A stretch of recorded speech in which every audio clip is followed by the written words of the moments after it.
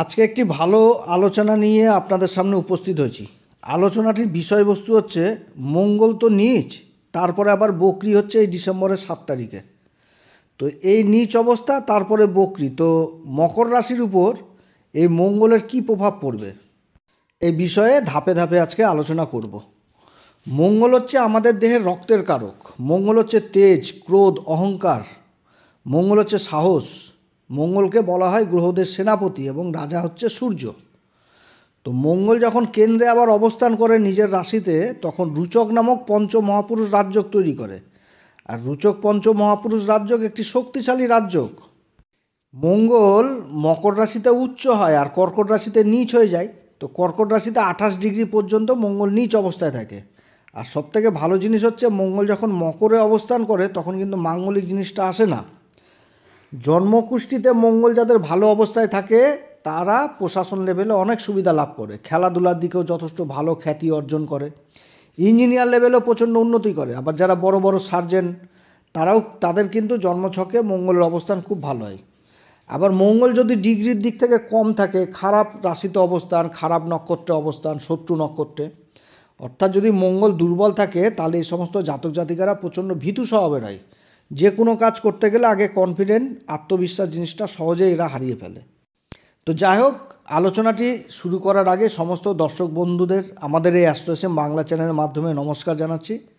যারা বহুদিন ধরে আমাদের অনুষ্ঠান দেখেন, এখনও পর্যন্ত সাবস্ক্রাইব করেননি, তাদের কাছে বিশেষ অনুরোধ করব চ্যানেলটি সাবস্ক্রাইব করার জন্য।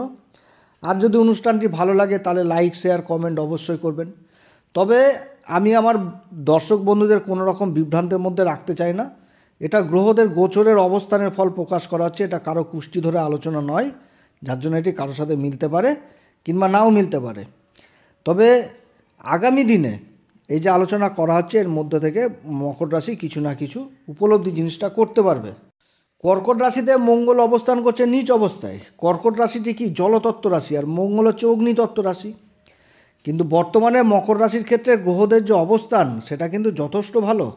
মেন কারক গ্রহগুলো যথেষ্ট ভালো অবস্থানে রয়েছে মকর রাশির। যেমন রাশির উপর অবস্থান করছে শুক্র, পঞ্চম ঘরের অধিপতি এবং কর্মের ঘরের অধিপতি হয়। তো শুক্র রাশির উপর অবস্থান করছে 28 ডিসেম্বর, তারপরে আবার রাশি পরিবর্তন করবে এবং শনিদেবের সাথে, রাশির অধিপতি শনিদেবের সাথে জুতি তৈরি করবে। আর এই শনি শুক্রের জুতি আগামী দিনে সর্বাধিক ভালো ফল দিবে এই মকর রাশিকে। আবার শনি নক্ষত্র পরিবর্তন করবে এই 28 ডিসেম্বর, অবস্থান করবে দেবগুরু বৃহস্পতির নক্ষত্র পূর্বা ভাদ্রপদে।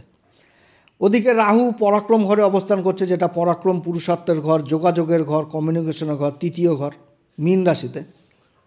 তাও আবার শনির নক্ষত্র উত্তরা ভাদ্রপদে। আর বর্তমানে শনিদেব আবার রাশির অধিপতি মার্গী অবস্থায় রয়েছে। এবং মকর রাশির ক্ষেত্রে ভাগ্যের ঘরের অধিপতি বুধ, বুধেরও অবস্থান যথেষ্ট ভালো। লাভের ঘর বৃশ্চিক রাশিতে অবস্থান করছে এবং এখানটাতে সূর্যের সাথে জুতি তৈরি করছে। সূর্য আবার 17 তারিখে আবার রাশি পরিবর্তন করবে। আর এই জুতির উপর আবার দেবগুরু বৃহস্পতির শুভ দৃষ্টি হচ্ছে।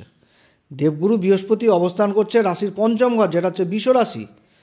এবং দেবগুরু বৃহস্পতি রিসেন্ট কিন্তু আবার নক্ষত্র পরিবর্তন করলো, মঙ্গলের নক্ষত্র পরিবর্তন করে প্রবেশ করলো রোহিণী নক্ষত্রে। রোহিণী নক্ষত্রটি কার? চন্দ্রদেবের নক্ষত্র। আর চন্দ্রদেবের রাশি হচ্ছে কর্কট রাশি। এই কর্কট রাশিতে মঙ্গল এতদিন তো নীচ ছিল, এবার এই ডিসেম্বরের 7 তারিখে বকরি হয়ে যাচ্ছে। আর বকরি হচ্ছে তাও আবার শনিদেবেরই নক্ষত্র, পুষ্যা নক্ষত্রে।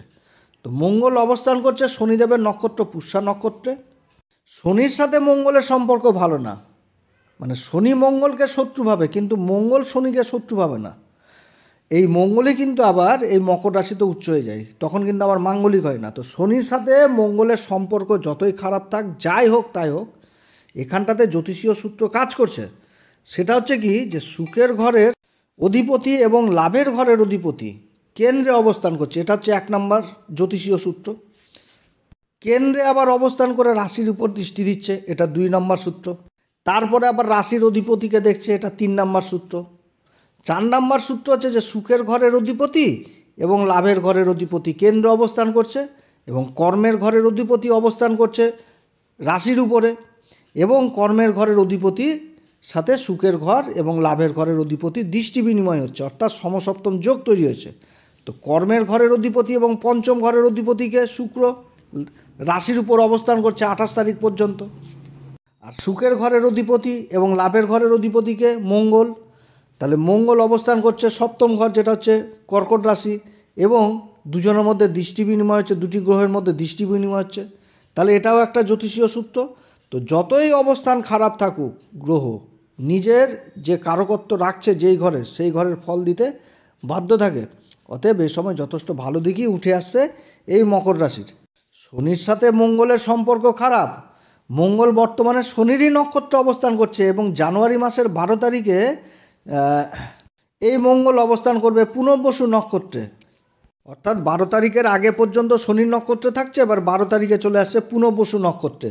আর এর আগের ভিডিওগুলোতে আমি পুনর্বসু নক্ষত্র সম্পর্কে অনেক কিছু আলোচনা করেছি মকর রাশিতে, যে পুনর্বসু নক্ষত্রের সিম্বল হচ্ছে আমাদের জ্যোতিষশাস্ত্র মতে ধনুষ বাণ। অর্থাৎ এখান থেকে একটা একাগ্রতা জিনিস বোঝা যাচ্ছে। অর্থাৎ কর্মক্ষেত্রে যখনই আপনি একাগ্রতা আপনার থাকবে তখনই কিন্তু লক্ষ্যভেদ করতে পারবেন, অর্থাৎ কর্মক্ষেত্রে সাকসেস পাওয়া যাবে। এবার মঙ্গল শনির নক্ষত্রে অবস্থান করছে, রাশির উপর দৃষ্টি দিচ্ছে। আবার দেবগুরু বৃহস্পতি বিশ্বরাশিতে অবস্থান করছে। এই বিশ্বরাশিতে আবার চন্দ্রমা উচ্চ হয়ে যায় এবং বিশ্বরাশিতে অবস্থান করছে চন্দ্রমার নক্ষত্র রোহিণীতে। এবং চন্দ্রমা যখন আবার কেন্দ্রে অবস্থান করবে, তারপরে আবার রাশির উপর অবস্থান করবে, তারপর আবার দেবগুরু বৃহস্পতির সাথে অবস্থান করবে। তো এই সমস্ত সময় যখন অবস্থান করবে তখন যে যোগগুলো তৈরি হবে তাতে আবার মঙ্গলের নীচভঙ্গ তৈরি হবে। মঙ্গল এই যে নীচ অবস্থায় বক্রি হচ্ছে, দেবগুরু বৃহস্পতির দ্বারা আবার যথেষ্ট বল পাচ্ছে এই সময় মঙ্গল। তবে মঙ্গলের উপর যে রাহুর দৃষ্টিটা থাকছে, এই দৃষ্টিটা যথেষ্ট ভালো না।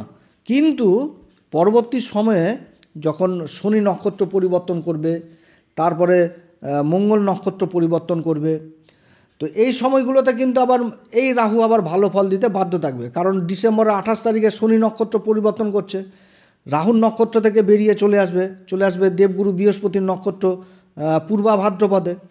এবং ওদিকে দেবগুরু বৃহস্পতি রোহিণী নক্ষত্র অবস্থান করবে এবং রাশিকেই দেখবে। তাহলে এইখানটাতে কি হচ্ছে, যে রাহু তো ছায়াগ্রহ, তো শনির নক্ষত্র অবস্থান করে শনিকেও যেরকম বল প্রদান করবে, এবং দেবগুরুর রাশি মীন রাশিতে অবস্থান করে বৃহস্পতিকেও প্রভাবিত করবে। আর দেবগুরু বৃহস্পতি রাশিকে প্রভাবিত করছে। দেবগুরু বৃহস্পতির শুভদৃষ্টি যেরকম রাশির উপর পড়ছে, সেরকম আবার দেবগুরু বৃহস্পতির শুভদৃষ্টি ভাগ্যের ঘরেও পড়ছে। এবার ভাগ্যের ঘরে কেতু অবস্থান করছে সূর্যদেবের নক্ষত্র উত্তরা ফাল্গুনিতে। আর কেতু সাথে দেবগুরু বৃহস্পতি নবম পঞ্চম যোগ তৈরি হয়েছে। তাহলে কেতু যথেষ্ট শুভ অবস্থায় রয়েছে এবং শুভ কেতুর দৃষ্টি আবার রাশির উপর পড়ছে। তাহলে রাশিটা যথেষ্ট এবার প্রভাবিত হচ্ছে। তাহলে দেবগুরু বৃহস্পতিরও দৃষ্টি পড়ছে রাশির উপরে, আবার মঙ্গলের দৃষ্টি পড়ছে, আবার হচ্ছে কেতুরও দৃষ্টি পড়ছে, এবং 28 তারিখ পর্যন্ত শুক্র আবার রাশির উপর অবস্থান করছে। তাহলে রাশিটি বিশেষভাবে অ্যাক্টিভ হয়ে গেছে এই মকর রাশি। অর্থাৎ এতদিন শুধু তো খারাপ দিনগুলো দেখে আসছিল, কিছু হচ্ছিল না, সমাজে একটা তাচ্ছিল্যের পাত্র ছিল, মান সম্মান তো রাস্তার ধূলিকণার সাথে মিশেই গেছে। তো এগুলোর তো কোনো ঠিক ঠিকানাই ছিল না। যাদের কাছে অসম্মানের পাত্র ছিল, এবার তারাই তাদের কাছে এবার সম্মানের পাত্র হয়ে দাঁড়াবে। যে শত্রুগুলো বিগত দিনে এই রাশির ক্ষতি করছিল, আশা করি এই সময় থেকে শুনতে পারবে কিছুটাও, যে তাদের অবস্থা কোন পর্যায়ে যাচ্ছে এবং কত দুর্গতির মধ্যে পড়ছে। এগুলো কিন্তু কানে আসবে, যে শুনতে পাবে যে অমুক ব্যক্তি অমুক লোকের ক্ষতি করেছিল, সেই ব্যক্তির এই কাণ্ডখানা হচ্ছে। তো এগুলো কিন্তু কানে আসবে। তবে এই সময় আবার অহংকার করা চলবে না, কারণ মঙ্গলের দৃষ্টি রাশির উপর পড়ছে। অতএব নিজের জায়গায় নিজেকে সবসময় ঠিক করে রাখতে হবে, যে যেন আমি নিজে ঠিক থাকি। আর মঙ্গল কি, মঙ্গল হচ্ছে ক্রূর গ্রহ, পাপী গ্রহ, রাশির উপর একটু দৃষ্টি দিচ্ছে, তাহলে কি চঞ্চলতা ভাবটা আসবে, অধৈর্য জিনিসটা চলে আসবে। অতএব কোনো সময় আপনার ক্ষতি করেছে, আপনি উপরওয়ালার উপর ছেড়ে দিয়েছেন, উপরওয়ালা বিচার করবে, আপনি করার কেউ না। আপনি শুধু এখন দর্শক, আপনি দূর থেকে শুধু দেখবেন যে এই জিনিসগুলো এখন চোখের সামনে ঘটতে থাকবে, এবং যত দিন যাবে তত এগুলো জিনিস আরও ঘটতে থাকবে। এবং মঙ্গল 21শে জানুয়ারি যখন মিথুন রাশিতে আবার প্রবেশ করবে বক্রী অবস্থায়, তখন আরও অনেক কিছু দেখতে পাবেন, কারণ সেই সময় গ্রহদের অবস্থানগুলো সম্পূর্ণভাবে একেবারেই চেঞ্জ হয়ে যাবে। তো তখন অনেক কিছু আলোচনা করব, এখনও সেই সময়টা আসেনি। তো যাই হোক, মঙ্গল শনির নক্ষত্রে যে রেজাল্টটা দিবে, দেবগুরু বৃহস্পতি একটু হয়তো বেশি দিবে, কম বেশি একটু থাকবে। অর্থাৎ মঙ্গল বক্রী নিচ অবস্থায়, বক্রী থেকেও মকর রাশি যথেষ্ট অ্যাক্টিভ থাকছে। 28 ডিসেম্বর শনি নক্ষত্র পরিবর্তন করবে, 28 ডিসেম্বর শুক্র রাশি পরিবর্তন করবে। শুক্র আর শনি এই ধনসম্পত্তির ঘরে জুতি তৈরি হবে, আর শুক্র হচ্ছে পঞ্চম ঘরের অধিপতি এবং কর্মের ঘরের অধিপতি হয়ে রাশির অধিপতি শনিদেবের সাথে ধনসম্পত্তির ঘরের অধিপতি স্বয়ং শনির সাথে জুতি তৈরি করবে। আবার এই জ্যোতির উপরে মঙ্গলের দৃষ্টি থাকবে। তো মঙ্গল তো আগে বললাম সুখের ঘরের অধিপতি এবং লাভের ঘরের অধিপতি, অর্থাৎ যতই কেটে যাক ফেটে যাক যাই হোক তাই হোক সেভিংস জিনিস এবার যথেষ্ট করতে পারবে। এ হচ্ছে মকর রাশি। এই যে 28 ডিসেম্বর শুক্র যে রাশি পরিবর্তন করবে এর উপর একটা বিশেষ ভিডিও দিব মকর রাশিকে, যে শুক্র আর শনির জুতি হলে কি হয়, এটা একটা খুব বিশেষভাবে ধাপে ধাপে আলোচনা করব। গ্রহ যতই খারাপ হোক, যে ঘরের কারকত্ব রাখে সেই ঘরের ফল গ্রহকে দিতে হবে এবং একে অপরের সাথে যখন কানেকশন তৈরি হয়ে যায়, তবে কিছু ক্ষেত্রে আবার হতাশারও শিকার হবে এই মকর রাশি, কারণ চন্দ্রমা কর্কট রাশিতে এই মঙ্গল অবস্থান করছে। আর চন্দ্রমাটা কি, চন্দ্রমা যেরকম কৃষ্ণ পক্ষ আর শুক্ল পক্ষ বাড়ে আর কমে, তো কোনো সময় হতাশা মনে হবে, আবার কিন্তু পরক্ষণে ঠিক হয়ে যাবে। তবে যে সমস্ত যোগগুলো তৈরি হচ্ছে সচরাচর কিন্তু তৈরি হয় না, বহুদিন পর এত সুন্দর যোগগুলো তৈরি হচ্ছে মকর রাশির ক্ষেত্রে। এই সময়কালে মকর রাশির যে জিনিসগুলো ঘটছিল, মানে বিগত দিনে যে সংসারে দাম্পত্য জীবনে যে মঙ্গলের যে এই অবস্থান, তারপর যে রাহুর দৃষ্টি, দাম্পত্য জীবনে যে যথারীতি একটা বেগতিক জিনিস ঘটছিল, কারণ রাশির অধিপতি তো বক্রী অবস্থায় ছিল, তো জিনিসগুলো কিন্তু খারাপই ঘটছিল। সংসারে অশান্তি, একটুতেই মানে মনোমালিন্য হয়ে যাওয়া, একে অপরকে সহ্য করতে না পারে, এগুলো কিন্তু তৈরি হয়েছিল। এগুলো এবার যথেষ্ট ঠিক হবে। তারপর আবার শনিদেব মার্গী অবস্থায় চলে এসছে, একটা ভালো যথেষ্ট প্রভাব পড়বে। শুক্রও রাশির উপর চলে এসছে এবং বুধও খুব ভালো লাভের ঘরে অবস্থান করছে, অর্থাৎ একটা অ্যাডভেঞ্চার লাইফ থাকবে, খুশির আবহাওয়া থাকবে। তবে যারা পার্টনারশিপে কাজকর্ম করছেন তাদেরকে একটু সজাগ থাকতে হবে এই সময়। কর্মক্ষেত্রে কোনো রকমভাবে নিজেদের মধ্যে মনোমালিন্য করা যাবে না, কারণ যারা পার্টনারশিপে কাজ করছেন তাদের জন্য কিন্তু আগামী দিনগুলো যথেষ্ট ভালো আসছে এবং লাভের অঙ্ক যথেষ্ট বৃদ্ধি পাবে। তো যাই হোক, এই মঙ্গল বক্রী হচ্ছে এই সময়কালে যথেষ্ট ভালো ফল পাবে। এবার মঙ্গলের তো 3টি দৃষ্টি, চতুর্থ দৃষ্টি পড়ছে কর্মের ঘরে এবং কর্মের ঘরের অধিপতিকে এই সময় দেখছে, শুক্রকে দেখছে। কর্মের ঘরের অধিপতি হচ্ছে শুক্রদেব তুলা রাশি, তুলা রাশির অধিপতিকে ডিসেম্বরের 28 তারিখ পর্যন্ত দেখবে। আবার শুক্র যখন রাশি পরিবর্তন করে চলে আসবে তাহলে কর্মের ঘরকেও দেখবে, আবার কর্মের ঘরের অধিপতি এবং রাশির অধিপতির উপরও দৃষ্টি দিবে এই মঙ্গল। অতএব কর্মক্ষেত্রে যথেষ্ট ভালো একটা উন্নতির যোগ রয়েছে। যারা জায়গা জমি সম্পর্কিত ব্যবসার সাথে যুক্ত রয়েছেন, সেল পারচেস করছেন, তাদের জন্য যেরকম ভালো। তারপরে জমি জায়গার সাথে যারা যুক্ত রয়েছেন, কৃষিকাজের সাথে যুক্ত রয়েছেন, যারা হোটেল ব্যবসার সাথে যুক্ত রয়েছেন তাদের জন্য যথেষ্ট ভালো হতে যাচ্ছে। যারা হার্ডওয়ার্সের ব্যবসার সাথে যুক্ত রয়েছেন তাদের জন্য যথেষ্ট ভালো হতে যাচ্ছে। যারা প্রশাসনের সাথে ব্যবসার কাজে যুক্ত রয়েছেন, ঠিকাদারি কাজে যুক্ত রয়েছেন, তাদের জন্য যথেষ্ট ভালো হতে যাচ্ছে। দামি পাথর, দামি টাইলসের কাজে যারা যুক্ত রয়েছেন, রঙের কাজে যুক্ত রয়েছেন, তাদের জন্য ভালো হতে যাচ্ছে। যারা হোটেলের কাজে যুক্ত রয়েছেন, খাবারের কাজে যুক্ত রয়েছেন, তাদের জন্য যথেষ্ট ভালো হতে যাচ্ছে এই সময়। আয় ইনকাম যথেষ্ট বৃদ্ধি পাবে এবং রোজগারের আয় ইনকাম যথেষ্ট বৃদ্ধি পাবে যে যেই কর্মেই যুক্ত থাকুক, এবং কর্ম পাওয়ারও সম্ভাবনা থাকছে। শিক্ষার দিক থেকেও যথেষ্ট ভালো উন্নতি করবে এই সময়। যারা ইঞ্জিনিয়ার নিয়ে পড়াশোনা করছেন, ভূমি সংক্রান্ত বিষয়ের উপর রিসার্চ জাতীয় বিদ্যা করছেন, যারা আবার ব্লাড সম্পর্কিত রিসার্চ করছেন, যারা সার্জেন, বড় বড় সার্জেন, তাদের বিদেশ যাত্রা হবে শিক্ষার দিকে। যারা রাজনীতির সাথে যুক্ত রয়েছেন তাদেরও যথেষ্ট ভালো সময়, সমাজে নিজের কথাকে সবার সামনে তুলে ধরতে পারবে। যারা আবার ওকালতি করছেন, চার্টার অ্যাকাউন্টের কাজে যুক্ত রয়েছেন, কথাবাচক যারা সেলসের কাজে যুক্ত রয়েছেন তাদের জন্য যথেষ্ট ভালো। মিডিয়ার কাজে যারা যুক্ত রয়েছেন, মোট কথা সব দিক থেকে ভালো হতে যাচ্ছে এই মকর রাশি। তবে সাবধানে কি থাকতে হবে, সাবধানে থাকতে হবে হচ্ছে নিজের জীবনসাথীর সাথে কোনো সময় মতবিরোধ করা যাবে না। জীবনসাথীকে যথেষ্ট সম্মান করতে হবে, কোনো রকমভাবে মতবিরোধ করা যাবে না। এবং কোনো কাজ করতে গেলে মায়ের আশীর্বাদ, পিতার আশীর্বাদ নিয়েই বেরোতে হবে এই সময়কালে। এবং প্রত্যেক দিন হনুমান চল্লিশা বজ্রংবাণ অবশ্যই পাঠ করতে হবে। আর হনুমান চল্লিশা বজ্রংবাণ পাঠ করার আগে শ্রী রাম সীতার প্রণাম মন্ত্র অবশ্যই করতে হবে।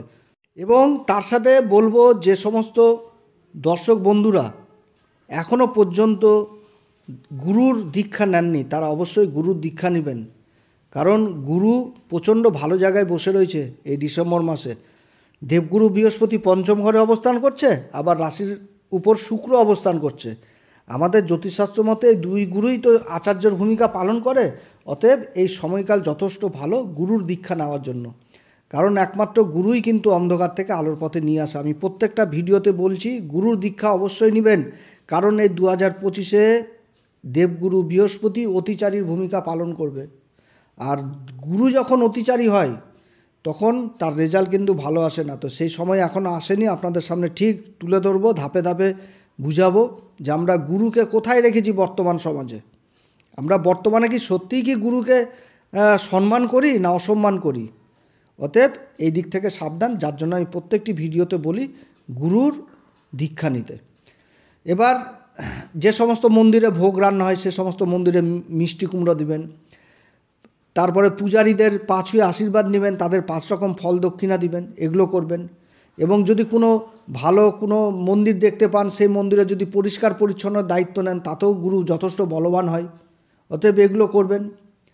তো যাই হোক, আজকে অনেক কথা আলোচনা করলাম মকর রাশি সম্পর্কে। বিগত আগামী দিন যথেষ্ট ভালো দিন আসছে, এটা আমার বিশ্বাস, কারণ আমি বহুদিন ধরে মকর রাশির উপর রিসার্চ করছি এবং আমাদের সাথে যারা যোগাযোগ রেখেছেন তাদের কাছ থেকে অনেক কথাই শুনতে পাচ্ছি বিগত দিনের থেকে আস্তে আস্তে ভালো পজিশনে আসছে এবং অনেক সমস্যা তাদের সমাধান হয়েছে। আর দর্শক বন্ধুদের উদ্দেশ্যে একটি কথাই বলবো, যাদের জন্মছকে গ্রহের অবস্থান ভালো না তারা তো অবশ্যই জানাবে যে দাদা আমার তো কিছুই মিলে না। তো তাদের কাছে বিশেষভাবে অনুরোধ করব আপনারা ভালো জ্যোতিষীর পরামর্শ নেবেন, কারণ ভালো সময় যদি পার হয়ে যায় তাহলে আর কবে? ভালোর পরেই তো খারাপ আসে, আবার খারাপের পরেই ভালো আসে। তো এতদিন তো খারাপ দেখছেন, এবার তো ভালো আসছে। অবশ্যই ভালো সময় জ্যোতিষীর পরামর্শ নেবেন। তবে আমাদের সাথে যে নিতে হবে সেটাও না, আমাদের আশেপাশের জ্যোতিষীর কাছ থেকেও নিতে পারেন। আর আমাদের হোয়াটসঅ্যাপ নাম্বার দেওয়া আছে, যদি প্রয়োজন মনে করেন তাহলে আমাদের সাথে কন্ট্যাক্ট করবেন, তবে আমাদের শুল্ক লাগু থাকবে। অতএব প্রিয় দর্শক বন্ধুরা, আজকে এতটুকুই। যদি সাবস্ক্রাইব না করে থাকেন অবশ্যই সাবস্ক্রাইব করবেন, তাহলে আমাদের নতুন নতুন ভিডিওগুলো আপনাদের কাছে সহজে পৌঁছে যাবে। আপনারা সবাই ভালো থাকেন, ঈশ্বর আপনাদের সবার মঙ্গল করুক। নমস্কার, ধন্যবাদ।